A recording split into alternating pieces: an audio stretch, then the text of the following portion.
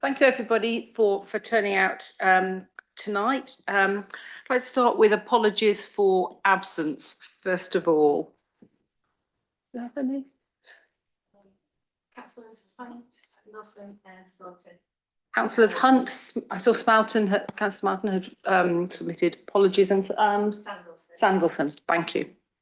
Okay, now we need to elect a vice chair for the remainder of this council year. So can I see nominations? Yeah. Councillor Upton? And is that seconded? Councillor, thank you. And Councillor Thomas? Nominate Councillor Mundy. Okay, and is that seconded? Oh, okay, thanks. Okay, so if we take a vote on that, all those,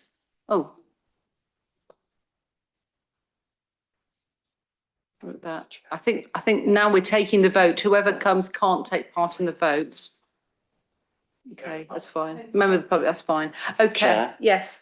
May I withdraw my vice chair nomination, please? Okay. You can, yes. In which case, I think unless anybody else comes forward, I think that means that Councillor Mundy is elected as vice chair. Great, thank you. Congratulations. Thank you. Okay. Moving on, item 3, do we have any declarations of interest? Chair.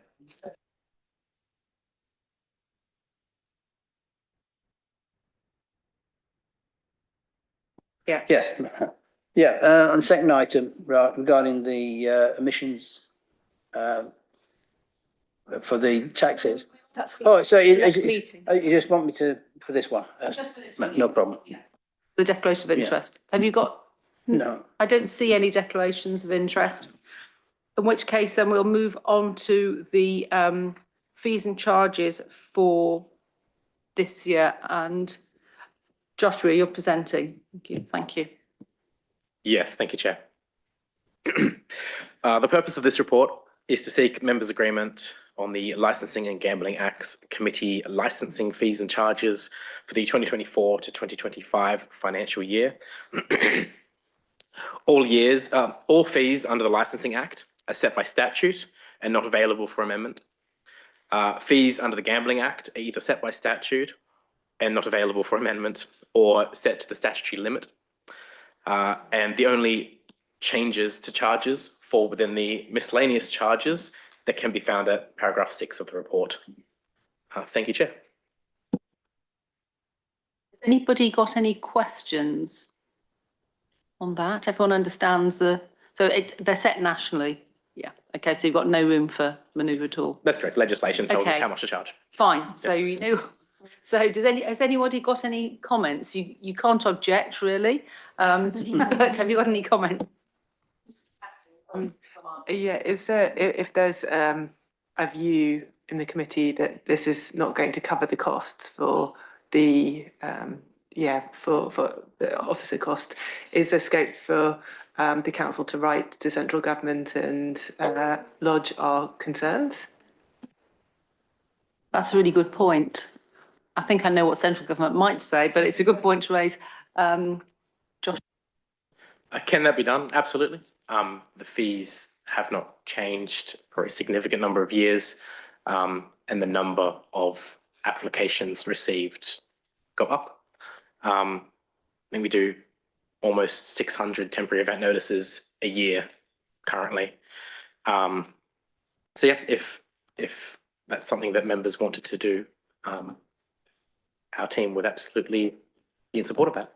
And following on from that, I mean, have you any idea what the gap is and whether it's growing between what we charge and what it actually costs us? I mean, is it becoming a big issue, or is it something that our fees do cover?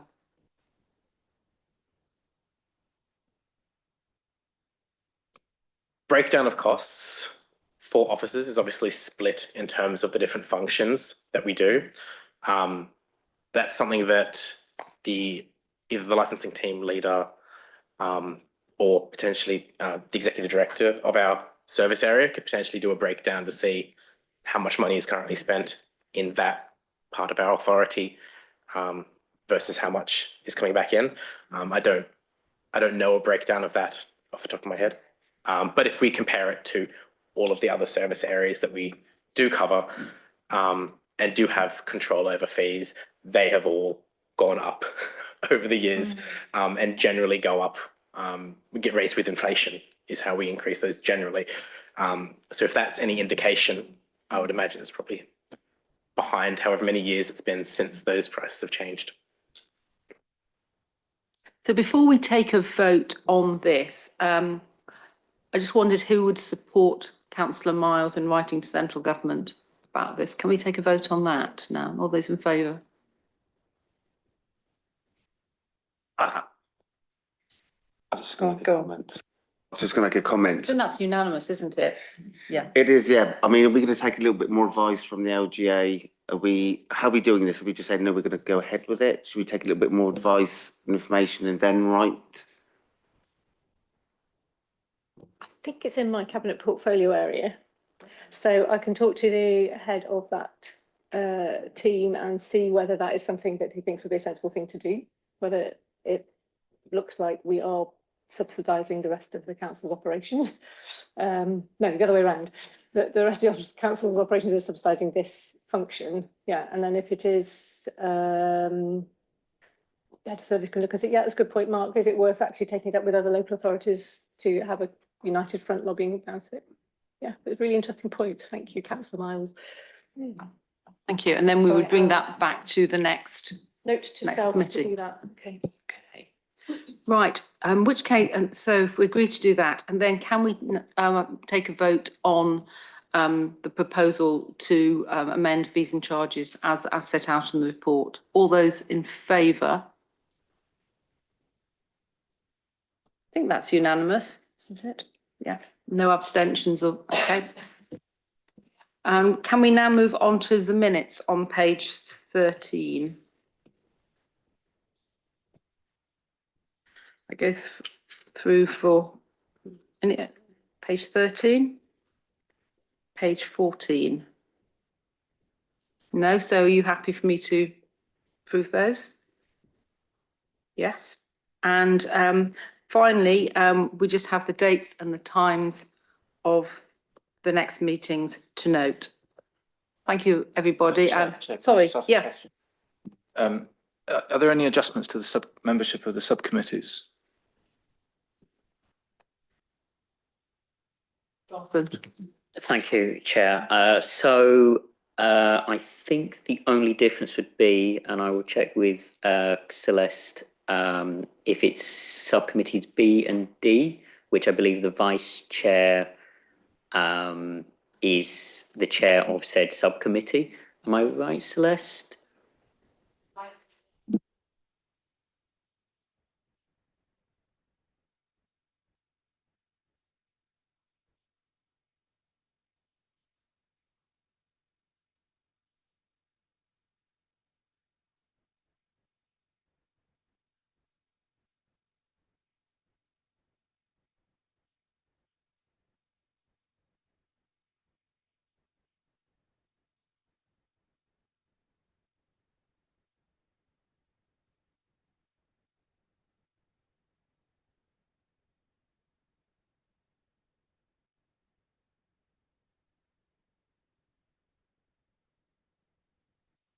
Okay. I was happy with that. Okay. That's it, yes. So, and all those who are staying for the next meeting, see you there.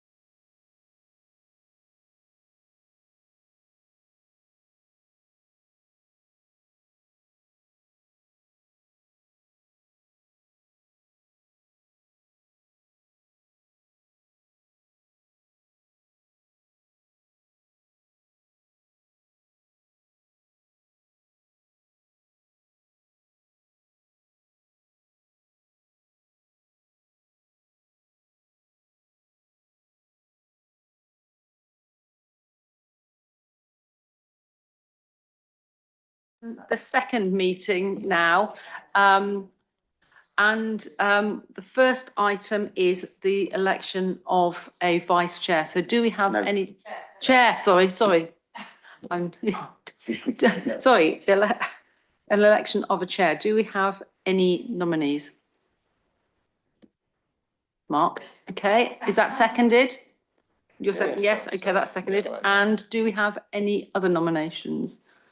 Okay. I nominate councillor Mundy, please. Yeah, and is that seconded? Okay, thank you. Okay, so if we take a vote on that, all those in favour of councillor Ligo?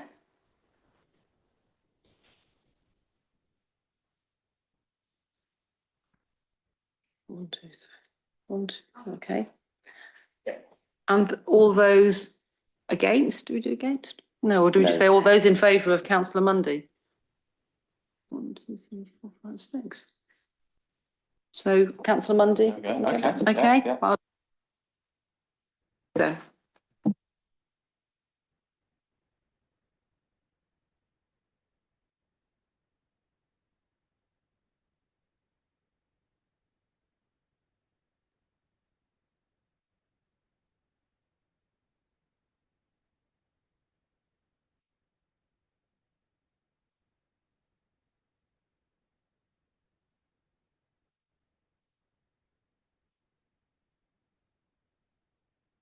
Yes, thank you very much, Mary, and for Mark as well, of course, for his service to the committee and briefly as chair, of course. So we go to item number 2, apologies for absence.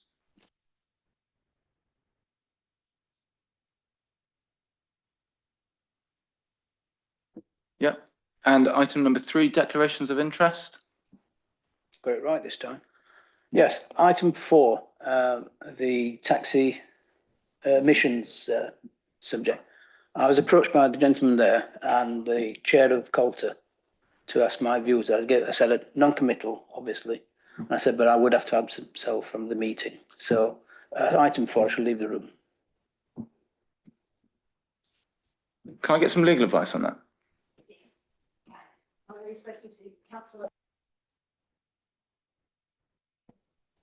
Councillor Humperstone already mentioned the situation, and because the two gentlemen of Coulter visited him and spoke with him, we advised him that to consider, so Councillor Humperstone to consider the Members' Code of Conduct. The specific wording is that you must not place yourself in situations where your honesty and integrity may be questioned. It's a question of perception, and it was for Councillor Humperstone to consider his position on it. Okay. So if members of the committee are minded to meet with representatives of Coulter or other bodies that would be relevant, that is something that could be seen as something that would impact their prejudgment and therefore would be something that would prevent them from partaking in decisions at a committee.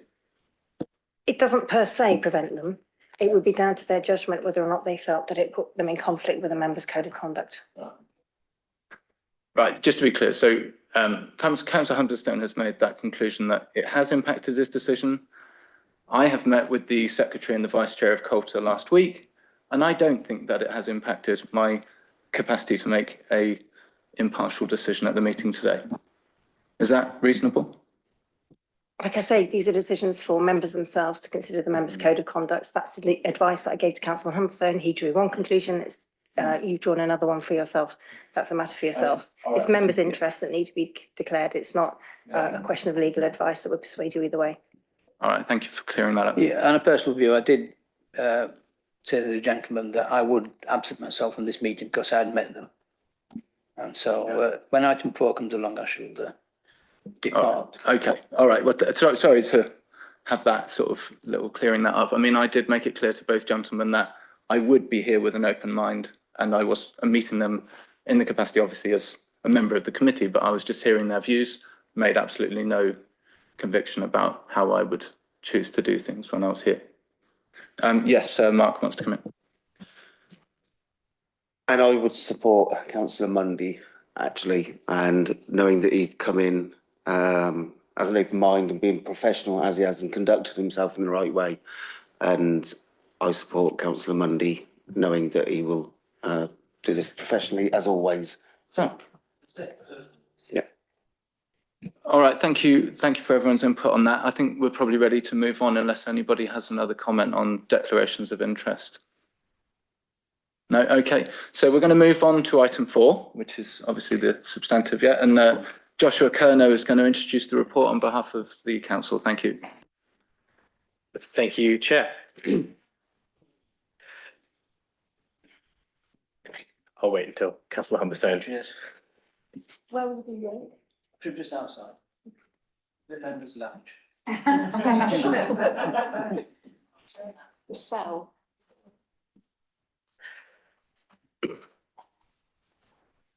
The purpose of this report is to consider a request to delay the introduction of the ultra-low emission standards for Hackney carriage vehicles in Oxford City. The roadmap for emission standards was approved in 2019 by this committee. It can be found under paragraph 3, with the next stage of the roadmap being from the 1st of January 2025, all new and renewal Hackney carriage vehicle applications must meet ultra-low emission vehicle standard. The first 2 stages of the roadmap resulted in 71 vehicles with Euro standards of 1, 2 and 3 being upgraded to Euro 4 standards. And currently, of the 109 vehicles licensed, there are 73 vehicles with Euro 4 standards, 2 vehicles with Euro 6 standards, and 34 meeting the ultra-low emission standards. The report contains consultation responses and stakeholder representations regarding consideration of a delay. Taking into account the responses, representations, and content of this report, committee members are requested to consider the following options. A, retaining the current requirement for all taxis to be ultra-low emission vehicles by January 2025. B, delaying the requirement by 1 year, which would be January 2026. C, delaying the requirement by 2 years, which would be January 2027. Or D, delaying the requirement by 3 years, which would be January 2028. I also understand that the City of Oxford Licensed Taxi Cab Association, COLTA, who submitted the initial request for delay, has this evening requested that the decision is adjourned. The decision to adjourn sits with the committee, but I'll remind members, the final step for the initial roadmap comes into force on January 2025. If the matter is adjourned this evening, a decision will not go before a council for adoption until at least July this year, allowing vehicle proprietors only 6 months to make preparations for the current 2025 date. Thank you, Chair.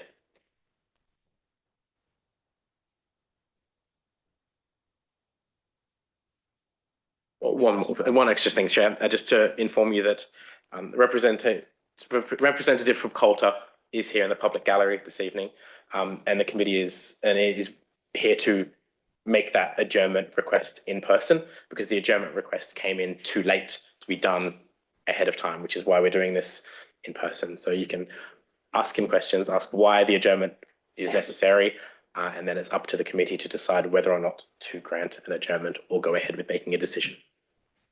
Okay, thanks very much for that. So is Sajad Khan, the Secretary of Culture, is he speaking to us in a timed speech then? Now is it, or? Yes, he's here to present his adjournment, and you're welcome to ask questions. Yeah. So we should move on to Mr. Khan to come and address the committee then, I think, yeah. So just to be clear, is that a 5-minute speech for the member of the public, or, yeah? Good evening, everybody. I'm sorry, I just want to clarify how much time you have, but just before you start, if that's okay. Yeah, that's fine, yeah.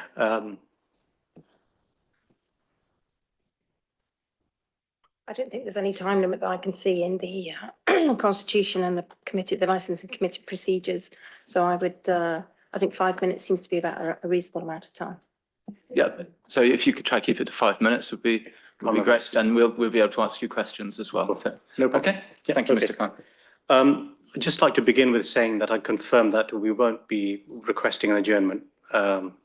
So I'll present what I need to present to the committee, and then obviously it's for down to the committee to make that decision, decide. Mr. Khan. If that's the case, it may be that the committee want to ask questions of the licensing officer first. Okay. Sure. All right. So, Mr. Khan, apologies to. That's fine. I'm not going anywhere.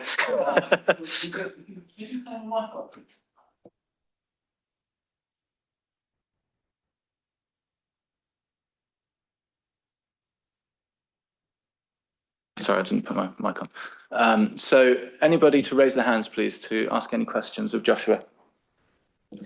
Councillor Upton, please. Okay, so just to clarify, so the request for an adjournment is not going to be made. So we are likely then to be making the decision today. So the address is just going to be about whether we want to delay for 1, 2 or 3 years or none. Is that right? Just so I understand. Yes, that is my understanding. If Mr. Khan is no longer seeking to adjourn the committee decision this evening, then the report recommends you make the decision of A, B, C, or D, or it's also within your power if you wish to adjourn for another reason. That's also within your power to do so. All right, thank you. Any further questions?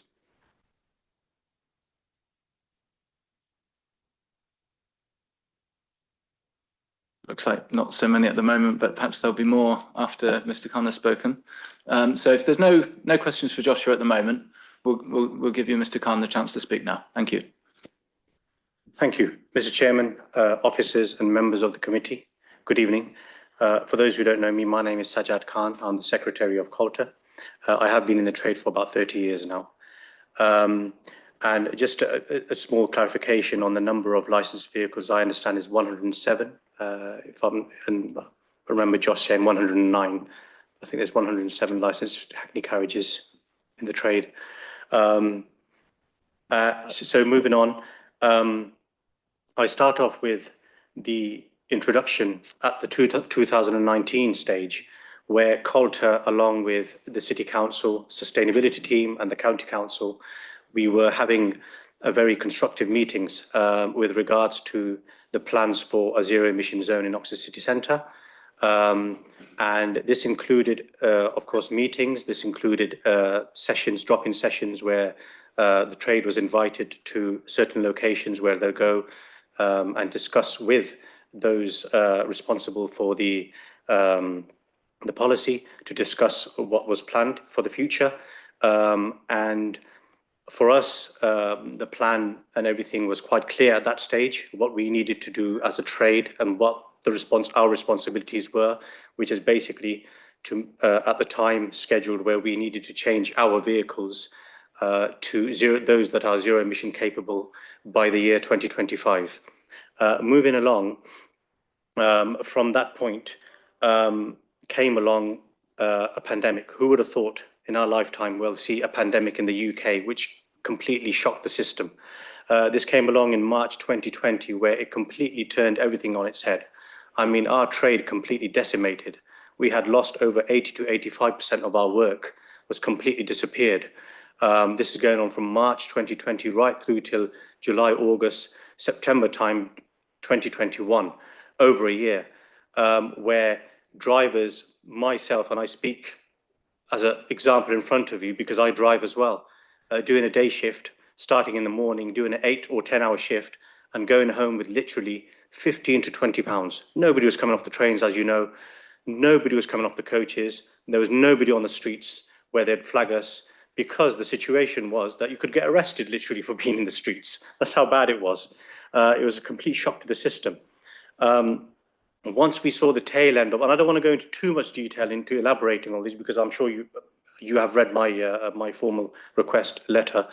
Then came along towards the end of COVID, when we saw the tail end of COVID, came along the financial crisis, and that was another blow to our trade, where you know, the cost of living increased. Literally mortgages were doubling, bills were high, fuel prices were high, and drivers were then and are still struggling to make ends meet. The cost of everything is pretty much high still, and people are still, the passengers we used to pick up from the train stations and the coach coming off the coaches, it's not the same anymore. The thinking is different, the trade has changed, and there's literally no flaggers out there. So we're having to do more hours out there trying to make a living in very, very difficult circumstances. This also came alongside where we had industrial action. So pretty much everybody across the industry was striking, apart from taxi drivers. We were trying to out there trying to make a living. So that was another impact on the trade, the industrial action.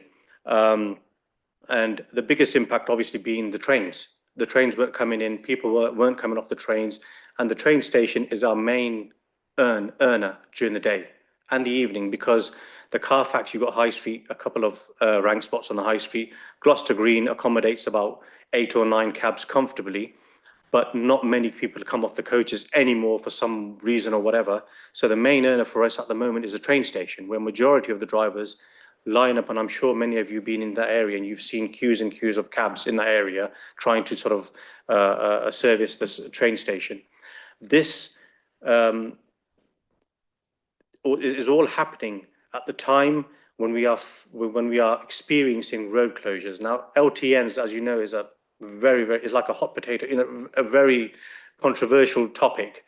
But we have been impacted directly by LTNs, directly. And when I say picking up passengers from train station, going to Cowley, going to Headington, it takes us almost an hour and 15 minutes round trip. I mean, without the LTNs, before the LTNs, that was like half an hour, 40 minutes max. Now it's taken longer, the passengers are paying more. So these are all a part of the issues we've been having, all contributing to one issue, and that is impacting our trade, impacting our finances. And as self-employed drivers, we plan for the future. We make savings. We knew from 2018, 2019, when this policy went through with regards to ZEZ, we knew we had 6 years. So drivers were quite comfortable knowing the fact that come 2025, we'll invest in these vehicles. Up until then, we'll save. But since okay, yeah. So since then, basically, everything just turned on its head. The affordability comes into it. The prices of these vehicles are £62,000 after the government grant. If you go on a loan basis, you're paying £17,000 interest on top of that. If you put a £2,000 deposit down, that's £1,300 a month. That's almost a mortgage, basically. ODS, the service we're getting, there's absolutely no service from the ODS at the moment, direct services. They've got no mechanic for the LEVC. They don't service it. They don't carry out any warranty work. So all the drivers of the LEVC will have to leave Oxford to get their vehicles serviced. With regards to affordability, the price of electric has gone up. They're now paying £17 for electric to charge their vehicles and getting 50 miles. Our diesel cabs for £17, we're getting 66 miles. We're actually getting more miles on the diesel cab right now than the electric cab, because as you can see from this report, the electric prices have gone much, much higher than the diesel prices. So the public consultation is also in front of you. People are supportive. Over 80% of people have responded and said that, they are supportive of the delay of this emission standard policy to 2028. We are not the highest contributors to the emissions, harmful emissions. Less than 1% was recorded in 2018. We've now got 34 electric cabs. What do you think that's done to the less than 1%? It's gone even further lower. So we are not the main contributors to the emissions at the moment in Oxford. And so, yeah, thank you. Thank you, Mr. Khan. So do we have questions for Sajid Khan, the Secretary of Coulter, regarding his letter and anything else in the report that is relevant to him?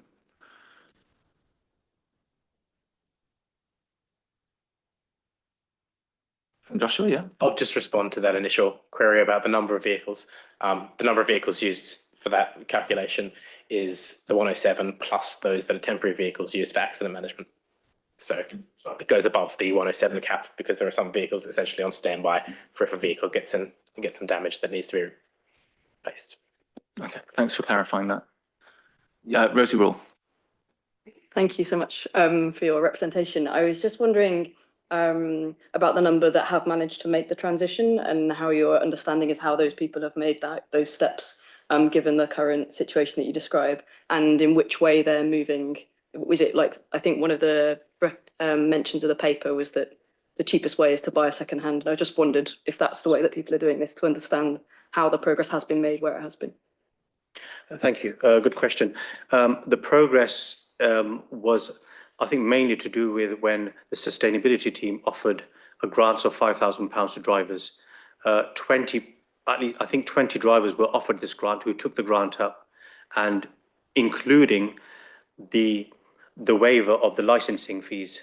I understand for 3 years they didn't pay the license fees for the vehicle and the MOTs. So that was one thing, one part of it. And secondly, you know, when there's a new vehicle available, they, in any walks of life, not just taxis, you know, any walks of life, there will be drivers who would prefer a brand new vehicle because they've got the means. It's as simple as that, really. But a majority of us are not in that position, unfortunately, at the moment. I hope that I've answered you all the questions, and yeah, thank you. Thank you. Any further questions? Yeah, Thank you very much. I'm not sure whether this is specifically relevant, but just trying to understand in 2019, how many of the current drivers that you have with the Hackney licence were licensed also at the time when the initial decision was brought in to stagger these requirements around vehicles. So is it basically the same? There's been very little change in the licence holders, or has there been a variation? I mean, maybe that's a question for Joshua actually, rather than yourself, but just wonder in terms of your members. Thank you, Councillor. So the licence holders does not change. It's at the moment we are regulated. If I've answered the question correctly, we are 107 in number. But what has happened is those who can't afford it, you know, they've given up their proprietorship and they've transferred to other drivers who have come into the trade, as Josh would probably, I don't know whether he'll elaborate on that, but.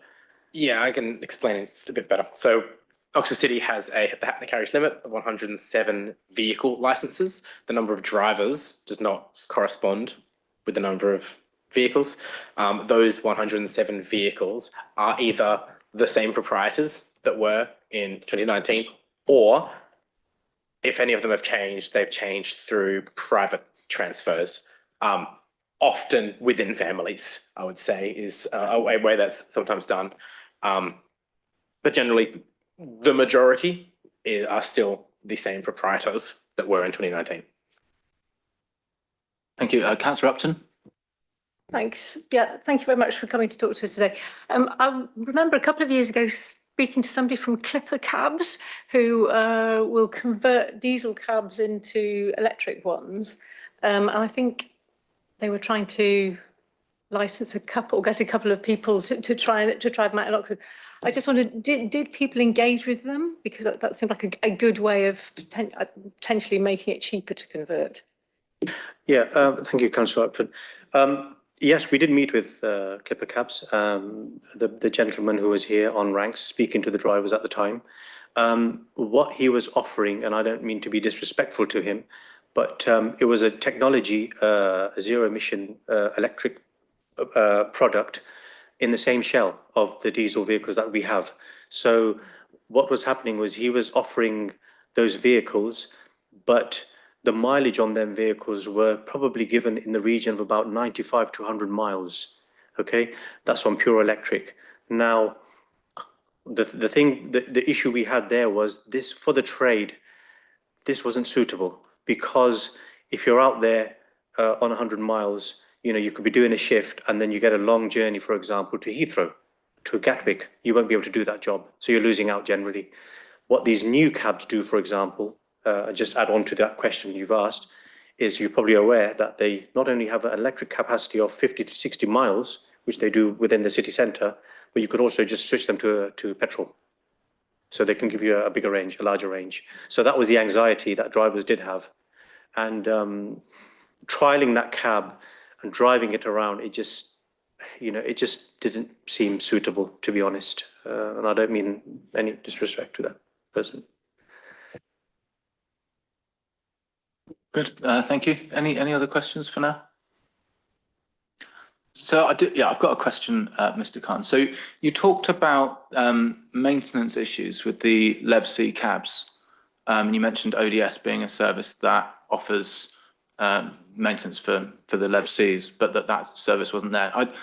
I just wanted you to explain a bit more to us what kind of obstacles cab drivers have found with the LevCs that may make it harder for them to take them up in the numbers that we're hoping for. Thank you, Chair. I mean, I'm glad you've asked that question because I've just remembered that I don't think I mentioned anything of this nature of the ODS in my formal letter.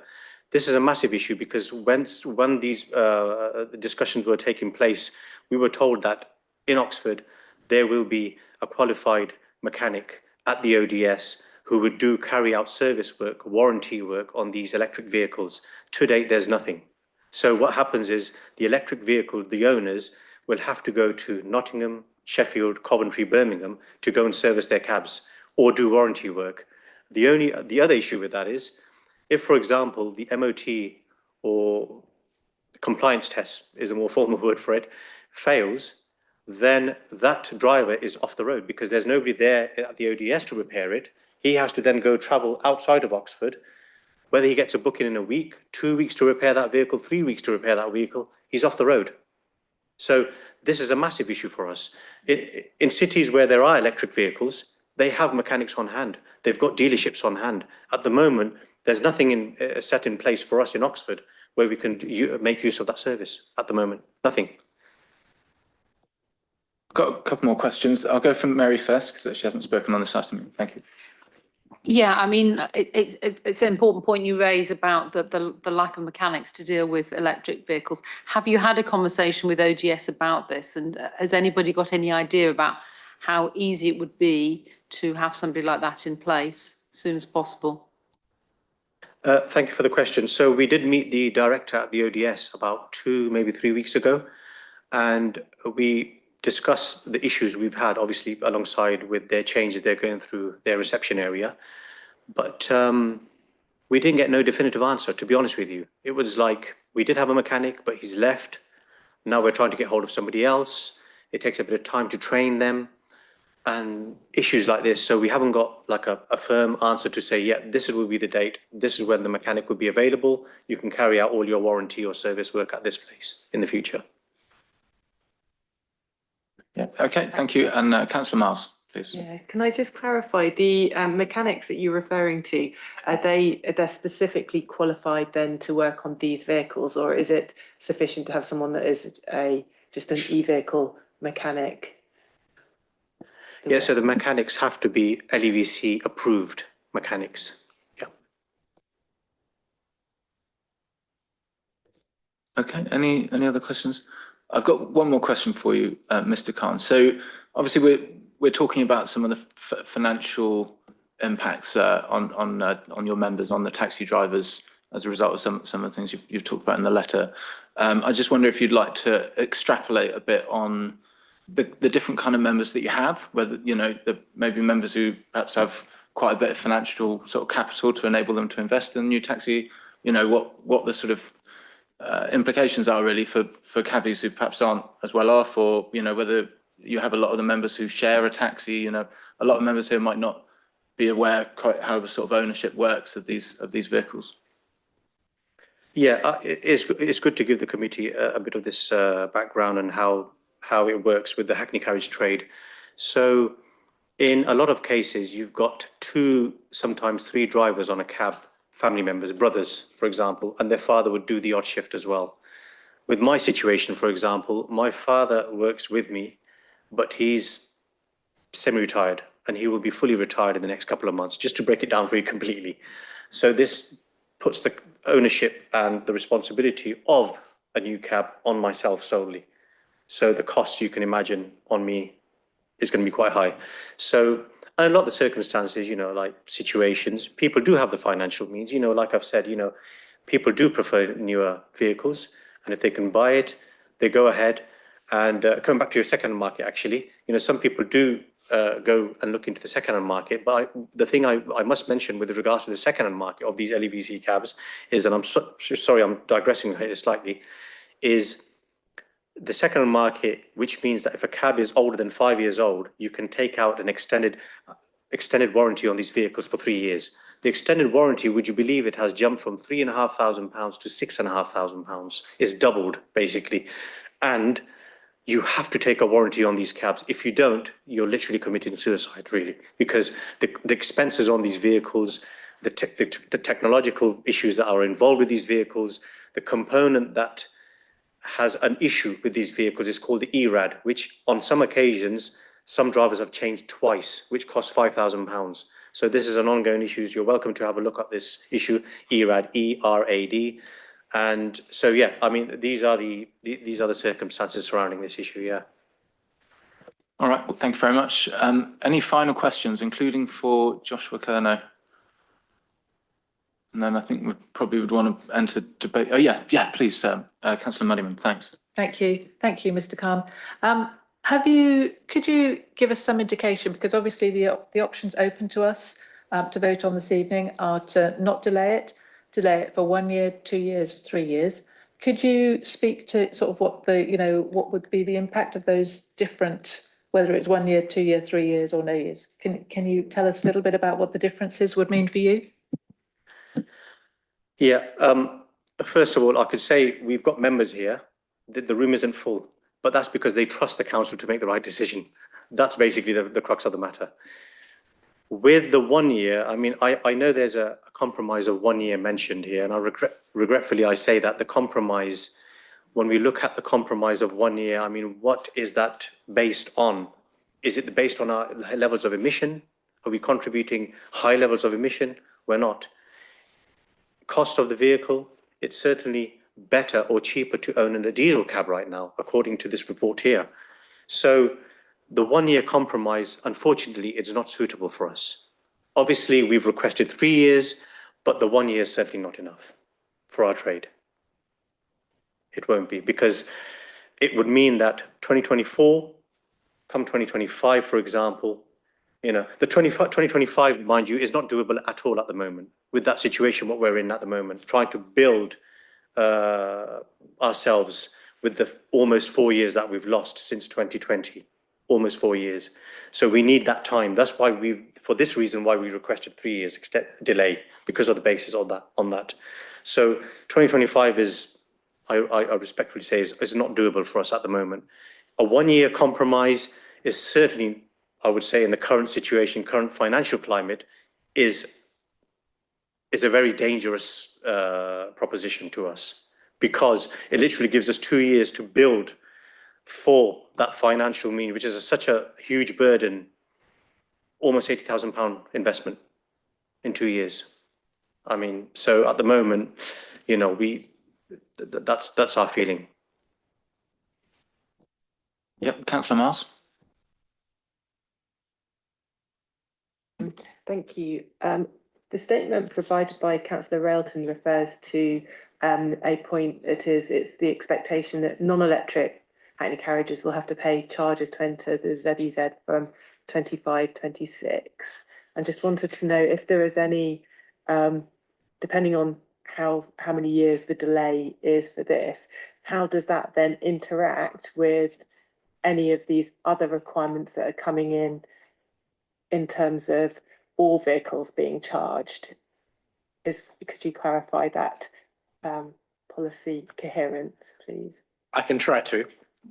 The reason I say try is because the lower management of the low emission zone in Oxford is managed by the county council, not by the city council. Obviously, this report coming before this committee and the representation in there, the county council were notified. We asked for their views. And it's my understanding that the county's decisions about how that will be managed is still at the moment unknown. And maybe that a decision made by yourselves tonight will be something that is considered by the county when making their plans for how the rollout of charging in the city is. I don't think I have any more information that I can share on that matter, if that makes sense. Thank you.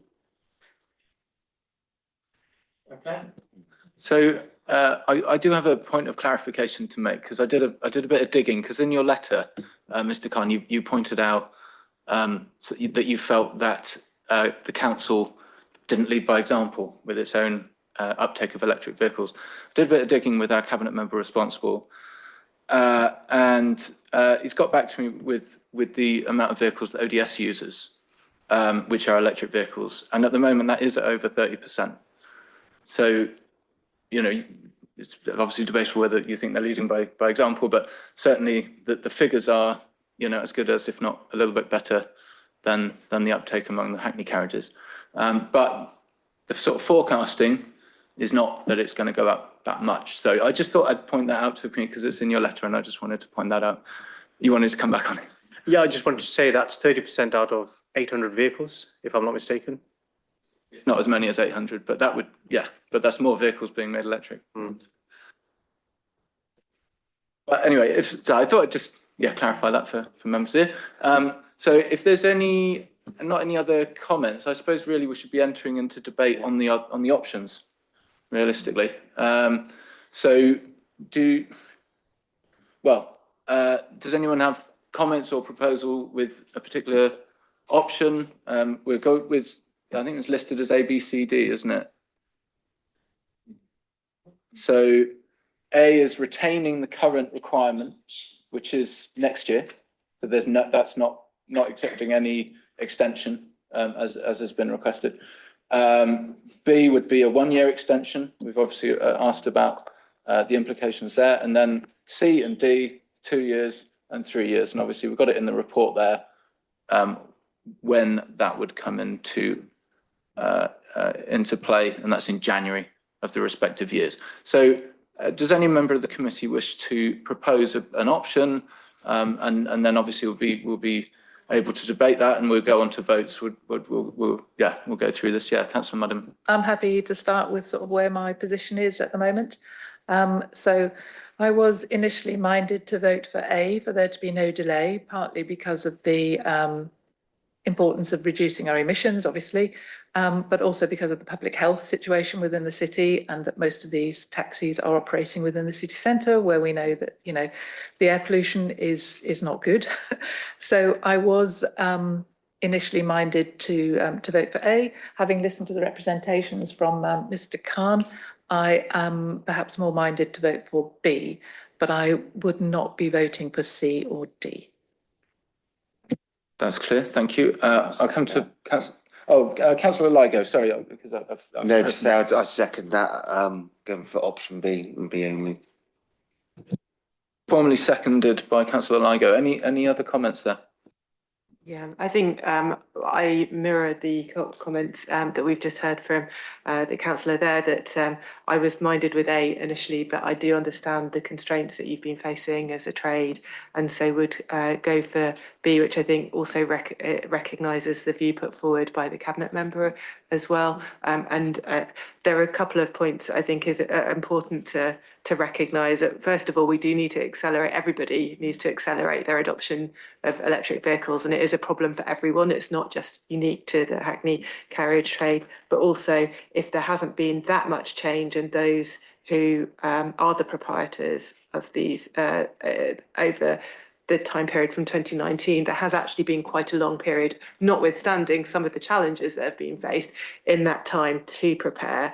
And I mean, everyone is facing inflationary pressures, so I do recognise and very sympathetic to that. But unfortunately, this is something that, you know, does urgently need to be addressed, and everyone's in the same boat, and it's regrettable. But hopefully, we'll have a change of government at some point soon, and maybe things will change. But yeah, thank you. Okay. That's good. Hopeful views from Councillor Mars. Thank you. And Councillor Clarkson. Yeah, I mean, I agree with what's been said, and I would certainly support option B. I think it's worth considering that other cities have already started to do this.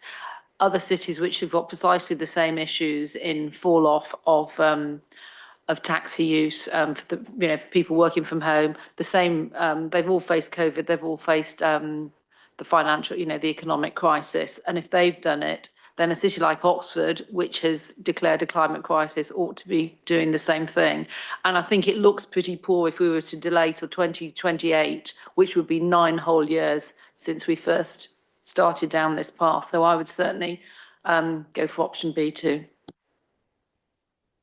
Okay, thank you. Councillor Upton.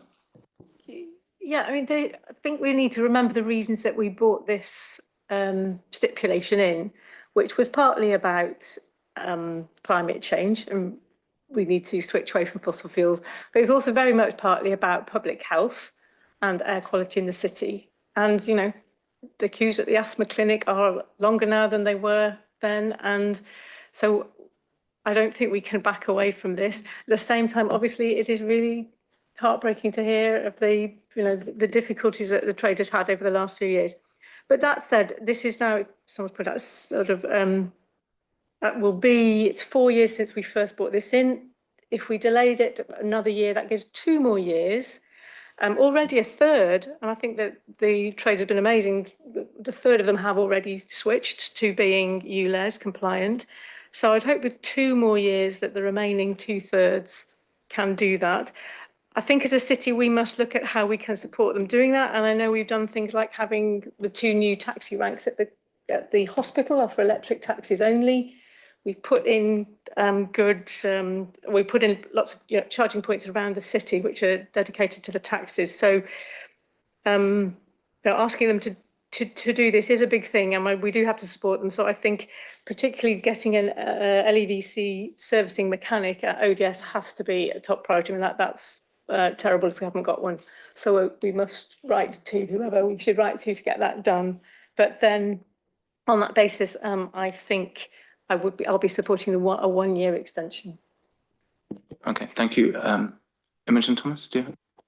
Yeah, firstly, I just wanted to thank Mr. Khan for what was a really valuable insight for us. And I think we definitely need to do more in our committee structures to open them up to representations that are as comprehensive and detailed as yours, because it's very easy to set a target, which, as you say, was set a long time before a lot of complicating factors. And targets are helpful, but they can also overshadow some of the detail and they can actually blind you a little bit. And I think it's really important for us to reassess those targets in the context of the pandemic, of the cost of living crisis. Of course, the issues around things like the warranty doubling for some of the older vehicles, some of those financial details are something that, has hopefully made an impact on lots of people's thinking today. And we need to think about how the decision we make will affect those drivers who are worst off. We also do have to think about air pollution, which is also an issue that affects the worst off hardest. Statistically, if you're from a poorer background, you're much more likely to suffer with health effects to do with air pollution. But I do think that we need to make sure that what we go for is doable. And I think we really need to make a decision that listens to the lived experiences of drivers, that takes into account a very well responded to consultation, which is something we're often looking for. So I would definitely be minded to go for an extension, and just wanted to thank you for your representation today. Thank you very much. And sorry, and one more thing, if I may. I absolutely back what Councillor Upton said about the mechanics, and I'd like to see that come back to this committee with an updated timeframe and some action points out of this meeting to see where we're at in the next time this committee meets, because that seems really pressing. And it's another thing with targets, that they need to be deliverable and they need to be meaningful for the people that they impact. So that's a really helpful thing that Mr. Khan's brought to our attention. 100%. Thank you. Yeah. Any further there? Oh, yeah, Councillor Miles. This is just building on the issues around the servicing mechanic and the feedback that we've been receiving. The other piece of feedback we had was around fewer taxis being flagged down. And I just wonder, there's one thing about us as a committee putting forward recommendations on the sort of supply side and supporting the drivers, but is there anything that we can put forward as a recommendation on the awareness raising side around the demand for Hackney carriages? Because I think there seems to be quite often quite poor understanding among general customers around the difference between Hackney and private hire and being able to flag down taxis. So is there a piece of work there that we need to do on the demand side, particularly since this whole hierarchy that has been put forward in the transportation strategies that the city signs up to is also looking at taxis as a form of public transport. And so maybe it fits within that realm. So just want to put that out there as a potential action for us to look into to support the trade. Yeah, thank you. So we've got some action points there about making it easier to operate as a licensed taxi driver in the city, and obviously helping with the affordability element as well. Imogen obviously brought up about the consultation, which did have a pretty sizable response. You know, by council standards, that's over 400 respondents, which is quite compelling. It was the majority certainly wanted an extension of more than 1 year.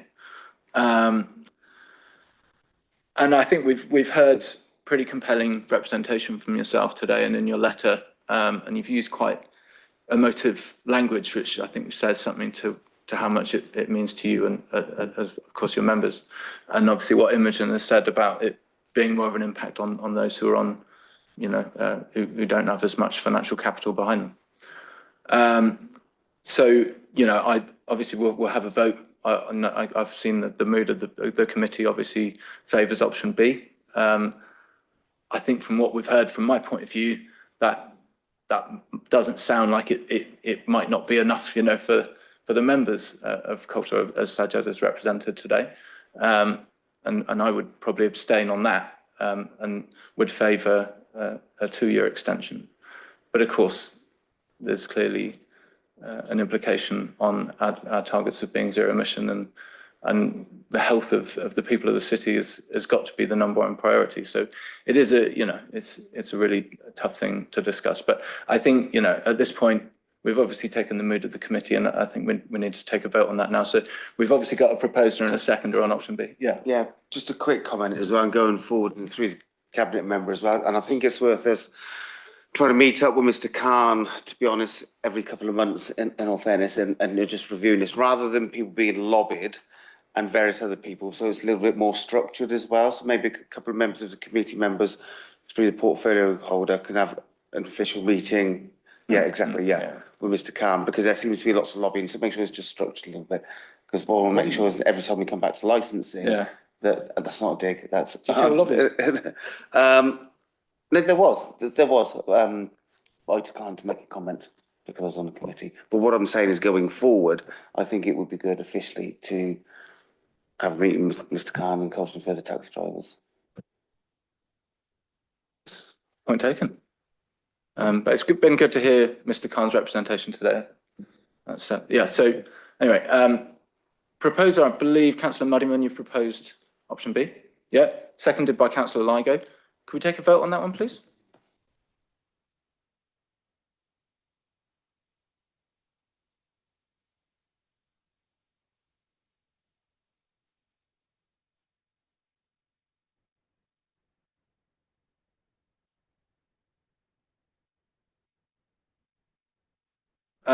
We've got the numbers there, and so obviously we've seen that committee has been minded to choose option B, which is an extension of 1 year to the ULEV standards. So that would be they'd come in January 2026. I believe that counts as our conclusion. Do we need to vote on that? Just ask Chair that if you've agreed to the amendment, so as to be extended by 1 year, that you also agree that such amendment is then recommended to council for adoption. Yeah, that's right. So obviously this will come to next full council, where I'll be addressing that report as the recommendation of the committee. So we'll vote on that amended report. Obviously we've already seen and heard about the report. So and that comes with that amendment of option B. So could we all vote on that amended report? Yeah, that's unanimous. Okay. A question, Councillor Rawls, thank you. Okay, I was just going to ask if we could have a summary of the additional actions that were sort of agreed and discussed, just so that we're kind of really clear on what those extra points we're taking forward. Yeah, so we'll get that in the minutes with the actions that are coming out of that. Yes, you are. Thank you. Councillor Thomas. Yeah, but I was just wondering, and maybe what Councillor Miles said about potentially having some, like, looking into the ways that we can be raising awareness about flagging down taxis and things. I was wondering if an action point for that might be to follow it up with the cabinet member responsible for the city centre, who I believe is Susan Brown, yes, and perhaps baking it into the city centre action plan. It's the sort of thing that, for example, if you could systematically disseminate a A5 flyer or some information, if the lights are on, you can flag them with a picture of the cab. It could be part of the wayfinding project, which I think is waiting in the wings, to make sure that we're joining it up with, our train stations, with our hotels, with other institutions where taxis are going to be useful information for patrons. So maybe that's something to kind of formalise that and make sure it's efficiently distributed. Okay, sounds good. Yeah, thank you for that. So we've got a few recommendations there as well as our approval for the amended report. So I think we could move on to item 6 now. So Mr. Khan, thank you for your time. I really appreciate you coming to the committee.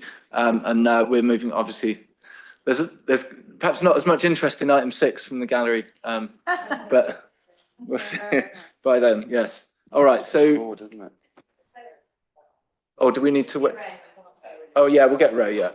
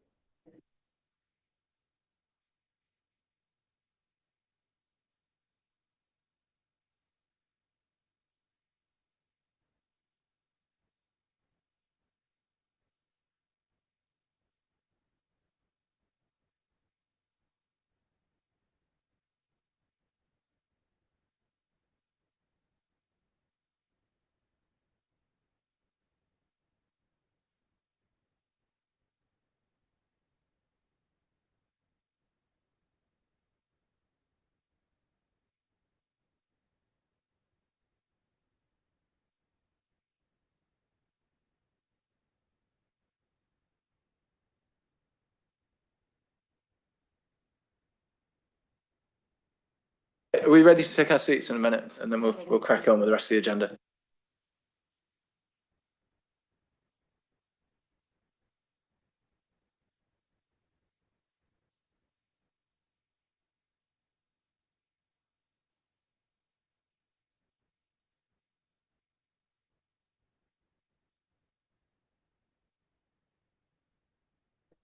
Okay, thank you very much. So we'll get through the rest of the agenda. So we're at item 5 now.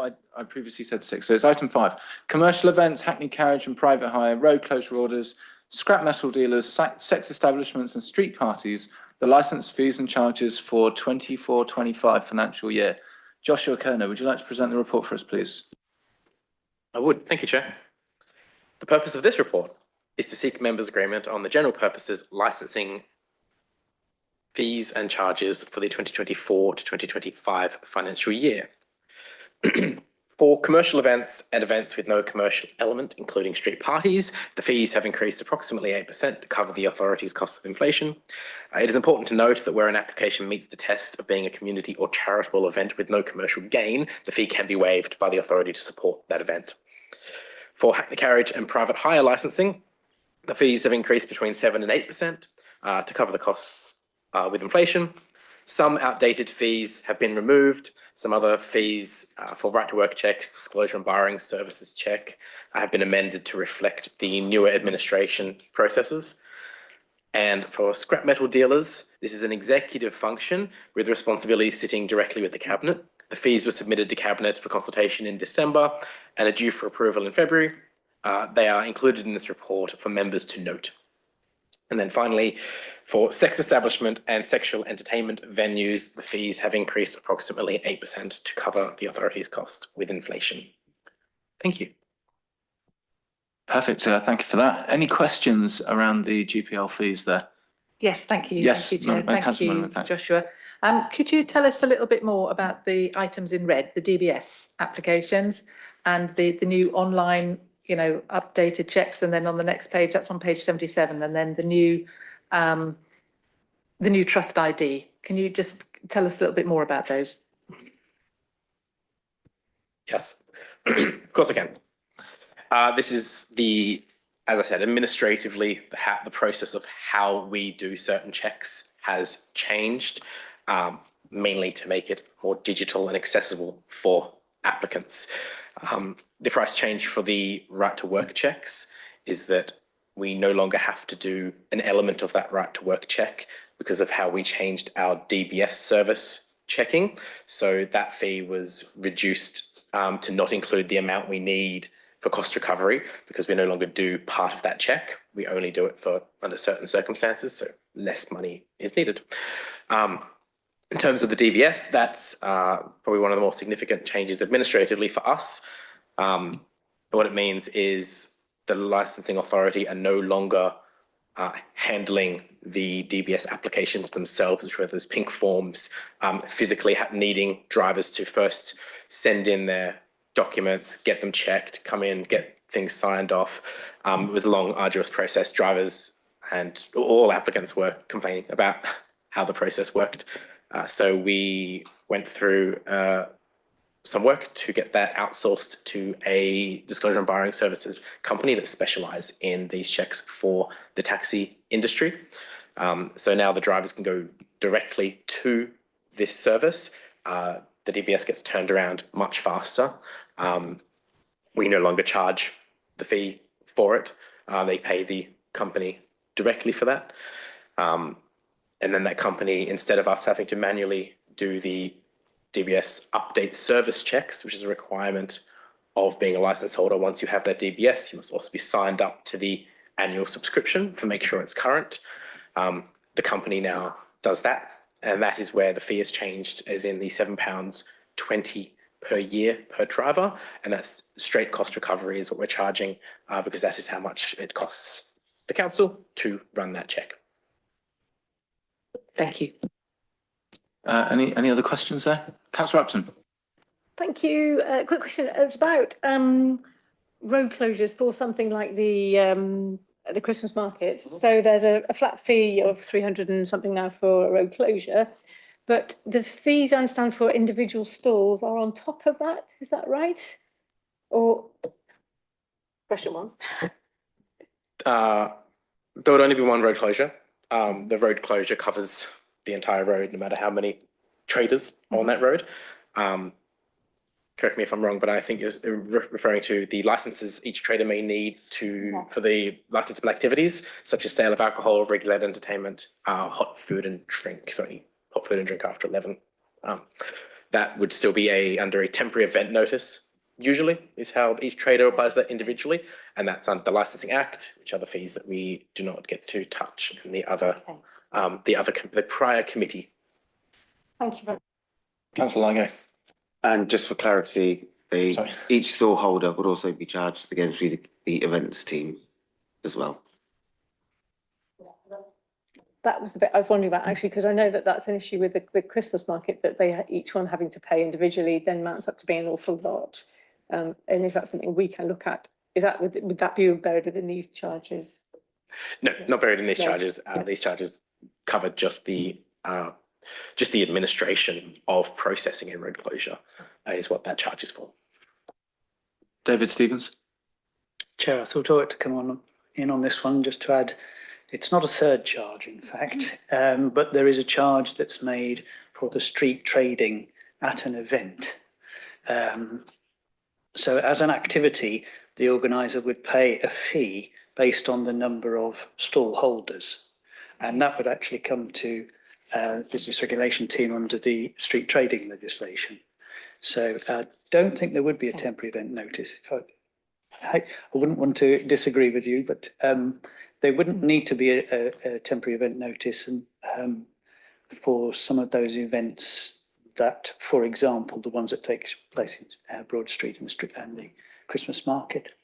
I'm not sure if there's a tent as well. Again, falls outside of GPL committee because it's the Licensing and Gambling Act committee that manage that. And that's strictly to do with the activity taking place at said stall. Yeah. If there is a licensable activity, it needs to be licensed either via a 10 or via a premises license. So if they're selling alcohol, if there's food, hot food or drink after a certain time or regulated entertainment, then there will also be a license under the Licensing Act that is separate completely to any road closures or event management payments. Okay, thank you for that. Councillor Miles. Just a clarification around road closures with no commercial element, where you say street parties. How does this fee sort of interact with school street closures? Is it not? Does it? I'm assuming there is no fee that is having to be paid for schools that have a road closure for a timed period outside the school gate. I just wanted to clarify that. Thank you. Correct. That doesn't fall under our remit. The county council still have the overall power in terms of road closures and what they do. These types of road closures are very specific to what the city council does. So no, it doesn't include the road being shut every day in front of a school for the drop off or pick up. Okay, thank you. Do we have any further questions on the list of fees and charges there? So are we ready to vote on that report? I mean, I propose that we vote to approve that report. Are there any objections to that? In that case, let's vote for that. Thank you. Yeah, that's unanimous in favour of approving the report on the fees and charges as stated. Thank you. So we're on to agenda item 6 now, which is miscellaneous charges, miscellaneous fees and charges. So that's a number of things, isn't it? Including zoos and, yeah, maybe go through the list again to remind the committee exactly what those fees and charges apply to. And is that you, David, who's presenting the report to us? Thank you, Chair. Yeah, yes. Thank you. Well, I can read them out from the appendix because I struggle to remember them myself. So it's acupuncture, ear piercing, electrolysis and tattooing, animal boarding, dangerous wild animals, dog breeding, pavement cafes. That should read pavement licenses, I beg your pardon. Pavement licenses, street cafes,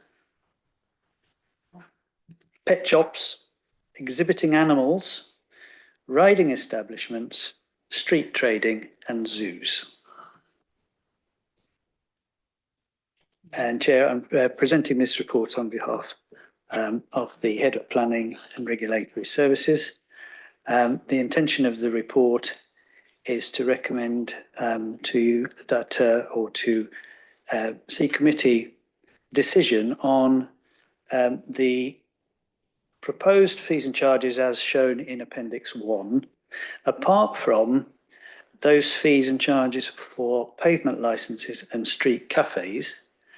The reason for that is that there is a slight complication to those two sets of fees and charges, which is explained in the report and is depicted in Appendix 2. In presenting the report, I could, if you would like me to, expand on the reasons for that the second set of charges being slightly set apart from the main charges, or we could, well, I'll be guided by you as to whether members actually require some further explanation or whether it's crystal clear. There are some decisions that are suggested, though, about the pavement. There are some options for decision when it comes to the pavement licenses and street cafe licenses. I think that should be proposed to the committee, if that's all right, David. Yeah, thank you. Sorry, you propose to the committee what the options are with the increase in charges. Yes. To go straight to the options without explaining the reasons. Okay, but that suits me. So the first, these are all set out in section 15 or paragraph 15, and they read A, B, C, and D. So the first, I'll just find that myself.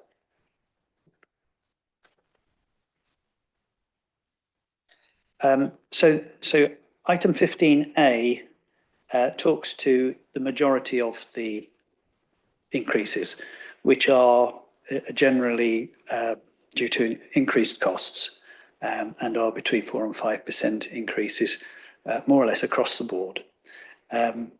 So the first decision that committee may wish to make is whether to approve those charges as shown in Appendix 1.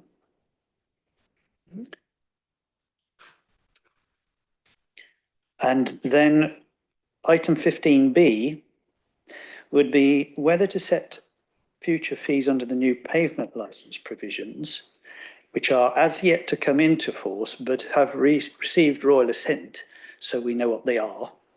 It's just waiting for regulations to get them going. And we're expecting that to happen during the financial year. So whether to actually, given that there is a bit of discretion with this time, unlike the current regime for pavement licences, which is set at £100, we have no choice over that. But with the Levelling Up and Regeneration Act system that is due to come in, which is the permanent regime, we are being given some discretion so that the council could go to the upper levels, which have been set at £500 for a 2-year licence, a new one, or £350 if there is an existing one. So it could be a lesser amount, but the possibility is there to go for those maximum amounts. Chair, can I make a suggestion, which is possibly rather than go through all 4 and then come back and vote on them, that perhaps we vote as we go, because I think A and B are pretty straightforward and we could vote on those now before going on to C and B. Sure, happy to take that suggestion. Yeah, are there any questions on that suggestion or on those options? Councillor Upton. So a street cafe licence is different from a pavement licence? Is it? Yes, that's correct.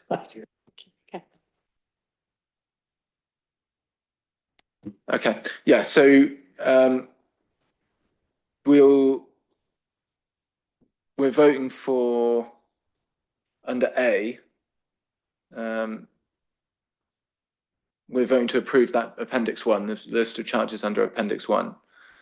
So that's quite simple. We've got the percentage increase for each particular service that's licensable. So should we, I propose that we take the recommendation on that one. Yes. Are there any objections to that? No, so we'll vote. Yeah. Okay. Thank you for that. It's unanimous. Yes, Councillor Lygon. May I make a suggestion on B, whether we set the limit at 350 and review it in 12 months' time, which we would do. Yeah, any comments on that? I'll take questions. Yeah, so Councillor Upton. Say I'd be happy for it to go up to £500 for a 2-year licence. That's £2 a week. Is that right? No, sorry. What is 500? Yes, no, £5 a week. It's 100 weeks-ish, isn't it? 2 years. So £5 a week. Am I right? That seems good. Seems fine. Councillor Miles, do you have a comment or questions? I have a question for, the officer, David Stevens. Is there any discretion that we could be applying to the rates for pavement licensing? So where if they committed to be a smoke-free terrace, they would be able to be subject to a lower licence charge to incentivise a smoke-free environment on the pavement outside cafe. Thank you. Interesting suggestion there, yeah. David, are you able to respond on that? I think it could be explored. The topic is already mooted through the conditions that we already have. So every pavement licence must have a smoking and a smoke-free area. We didn't take the step under the temporary measures to make all pavement licences smoke-free. But under the new scheme,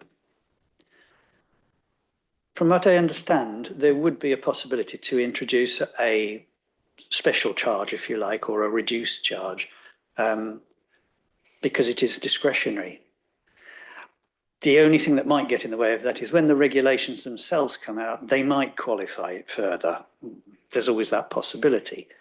As it stands at the moment, the figures in Appendix T in Appendix B are saying subject to legislation coming into force. So what we're doing there really is to put it out there that these fees are likely to go up, but we could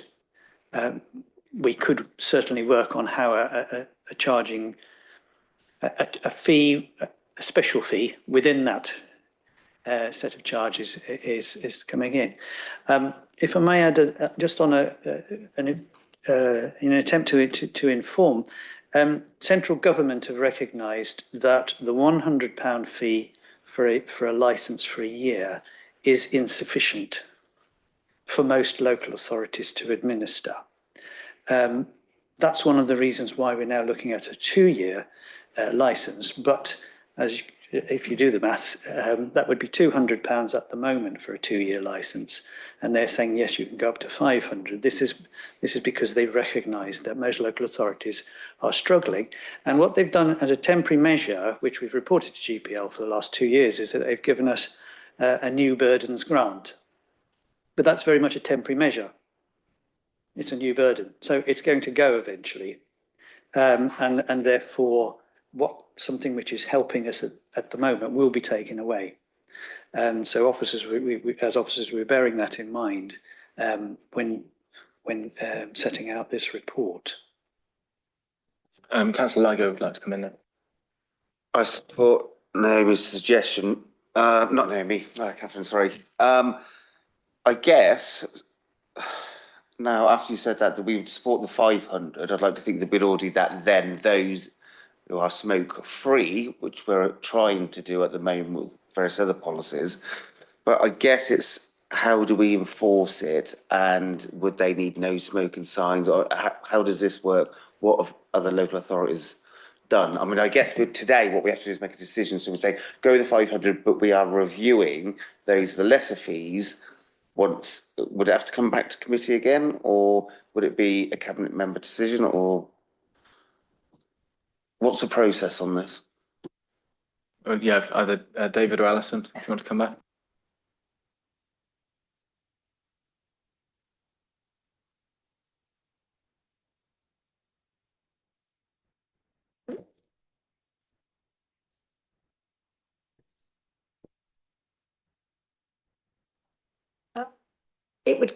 It would be a decision for this committee, for a matter for debate at this committee, and a decision that then would be put forward to council for adoption. So I think that's the process that you would adopt. And just, I do agree with raising, I think it's wise to raise the question of enforcement burden if you choose to adopt these different levels of fees, and whether or not it could be actually, whether or not that's actually going to work for the council, in the council's favour or not in the end.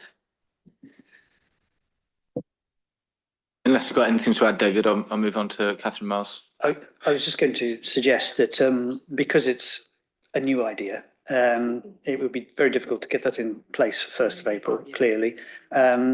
We can go away and work up a paper on this to see what would be involved and how it might be carried out, and then to bring that back to a future GPL.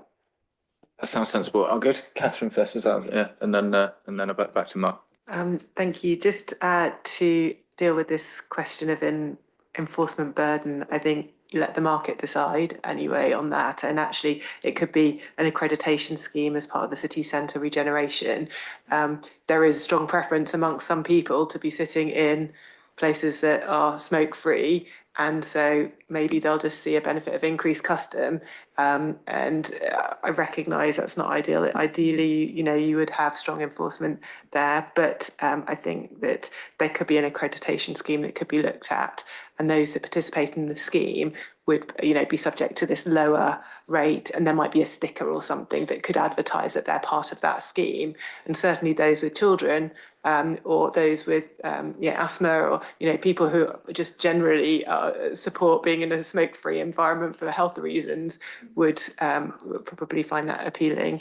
But if there is a way for us to expedite that, a measure such as this, I would encourage that and I would support that. But I recognise that might not be feasible in the short term. But if we could put this forward as a priority from the committee, I would think that would be useful. Yeah, that sounds good for a future report. Mark's had his hand up already, and then I'll go to Councillor Upson. Thanks.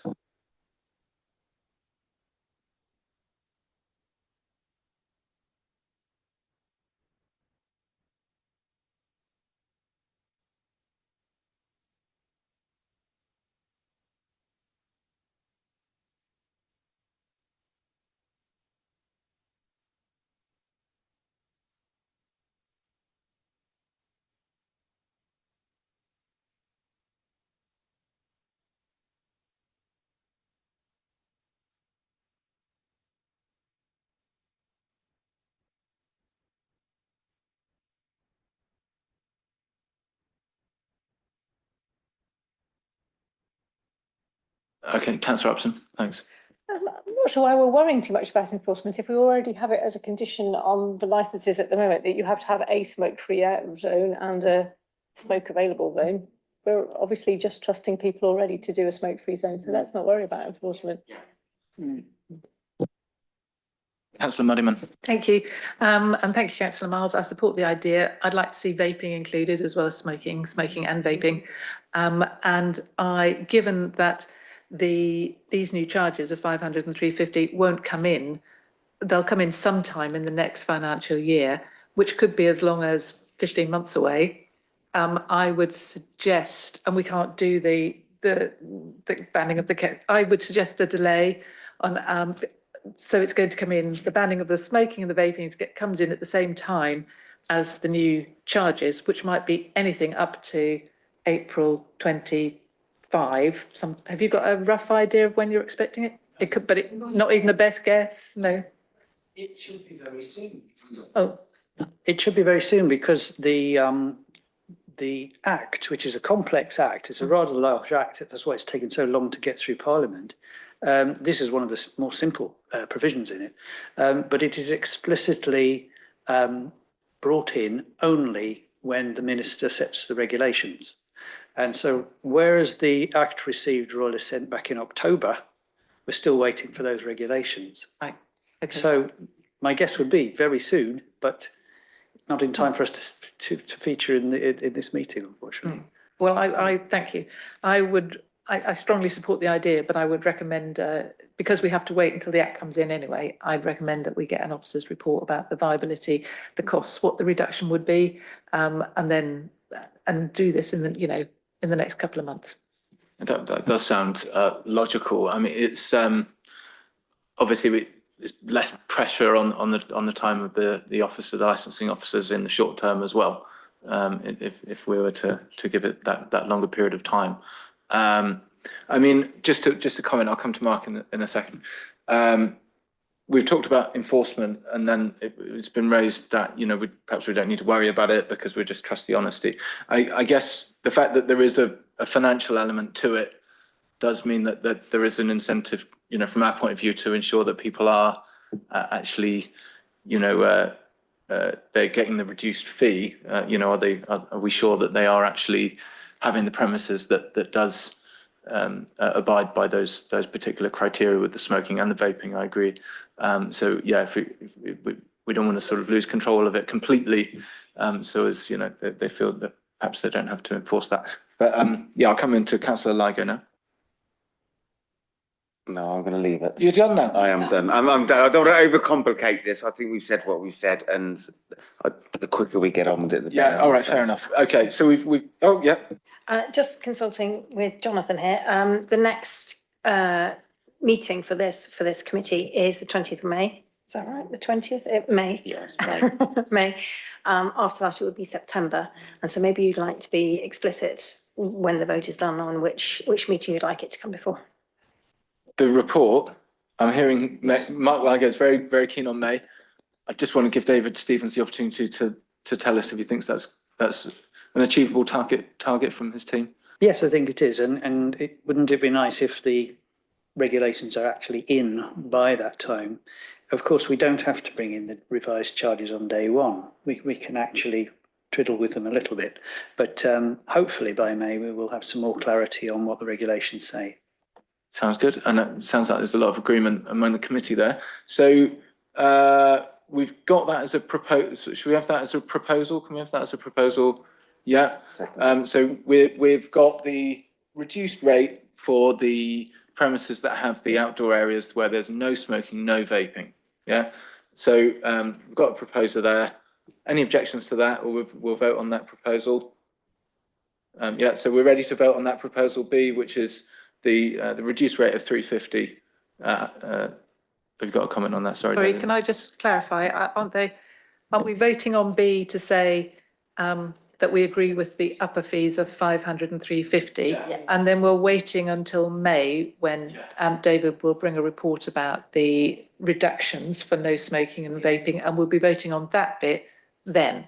Yes. Right. So that's technically an adjournment of that particular decision, isn't it? Because we're awaiting that report then. Okay. So so we've got that recommendation for a report, and we're adjourning the decision on those specific charges under B.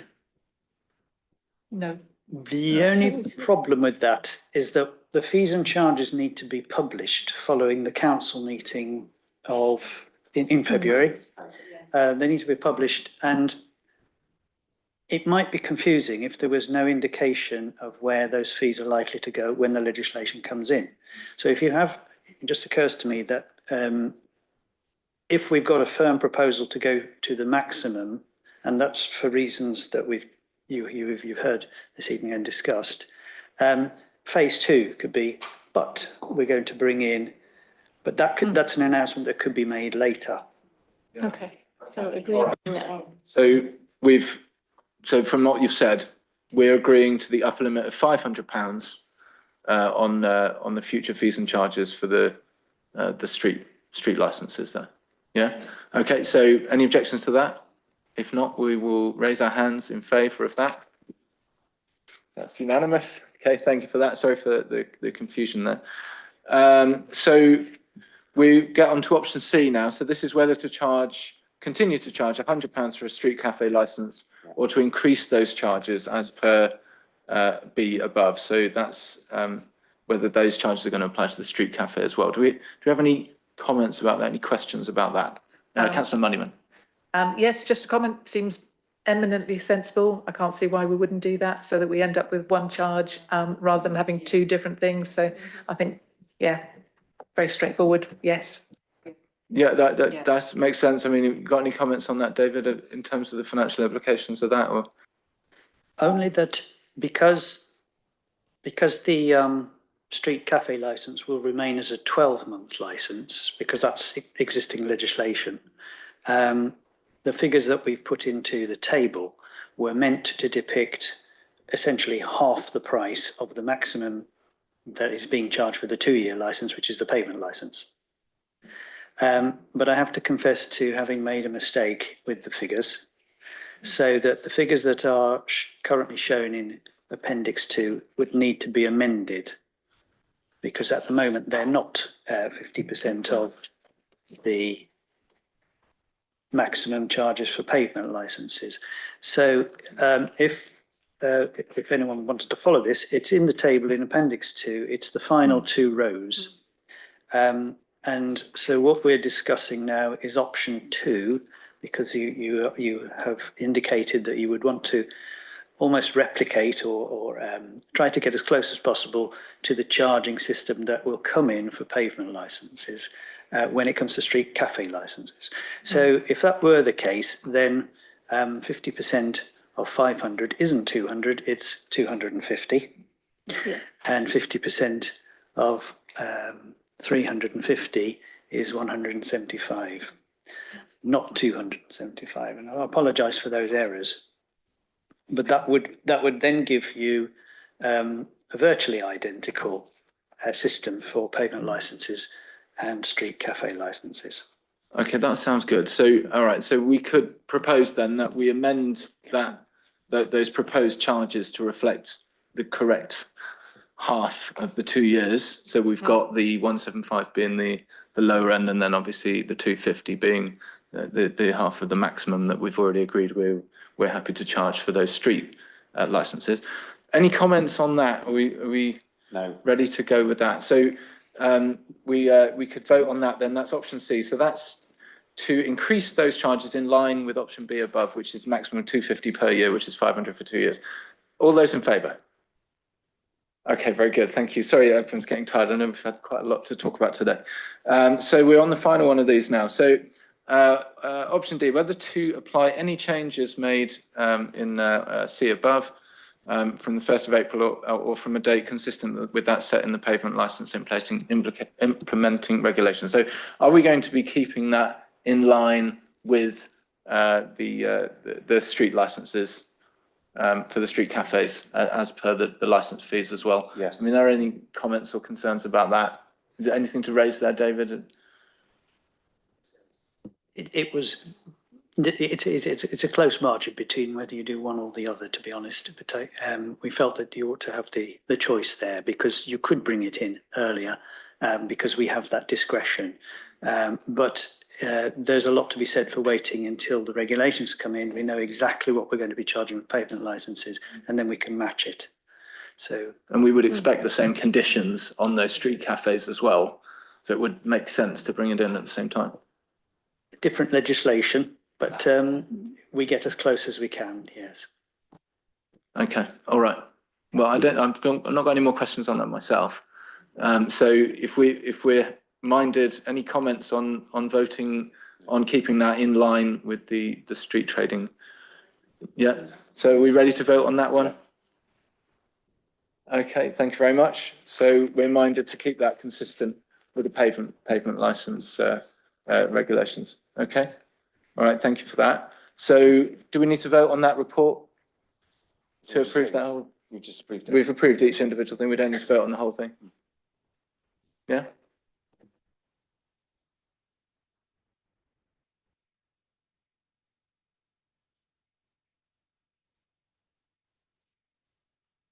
There is apparently.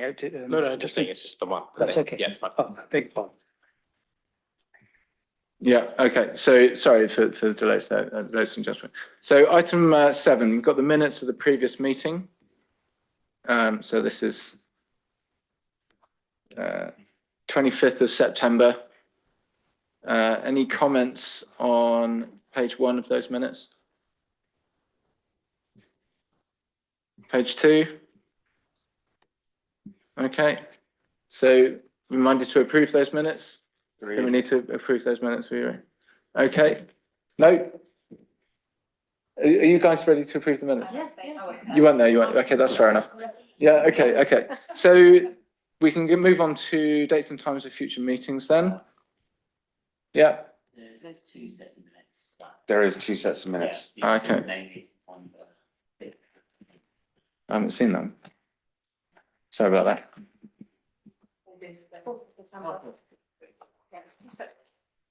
Chair, there's two sets of minutes, Monday, the 4th of December and Monday, the 25th of September. Oh, sorry about that. Where's it? That's not it. That's 4th of December. Yeah, It's okay, page yeah, 87 yeah, and sorry, page yeah. 89. Yeah, okay. So any comments on page 1 of those minutes of 4th of December? No? Councillor Lager was chair, there wasn't chair, there was chair. Yeah, that's true. We went back and forth. didn't we? Any comments on page 2? So that, yeah, that was that meeting, yeah. Okay, thank you guys. Sorry for my, yeah. So we're ready now for the dates and times of future meetings. So that's the next one, 20th of May, as previously stated, and then the next after that, 23rd September, and then we're back to February 25 and May 25. Okay. Yeah, so basically we're going to have subcommittee changes because we've had a change of chair. So Jonathan's going to. Can I just come in? Raise that. We can Yeah. actually finish the meeting and then talk about it, can't we? So we don't need to be streaming about these. We can do if that's chair. I'm happy to let everybody go. Yeah. If that's- No, as yeah. in like turn off the live streaming, then we'll just. Oh, I see. Yeah. I mean, if anyone wants to hang around for the change of committees, I don't know if it involves everybody potentially. Yeah. Okay. So just myself and Mark Ligo are concerned with the changes in the membership of the subcommittees. So thank you for coming. Thank you for your contributions and really putting a lot of thought to that. It was really important that we gave that